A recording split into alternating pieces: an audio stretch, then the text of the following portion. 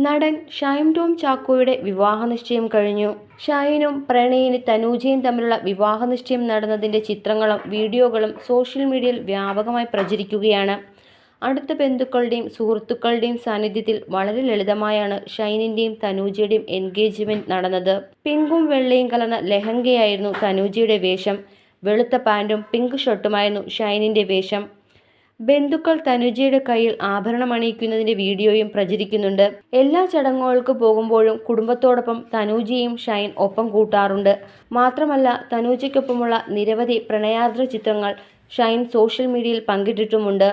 വിവാഹ നിശ്ചയത്തിന്റെ ചിത്രങ്ങൾ പുറത്തു വന്നതോടെ നിരവധി പേരാണ് ഷൈനിനെയും തനൂജയും അഭിനന്ദിച്ച് എത്തുന്നത്. തനു എന്ന പേര് മാത്രമാണ് ഷൈൻ ടോം ചാക്കോ അന്ന് പറഞ്ഞിരുന്നത്.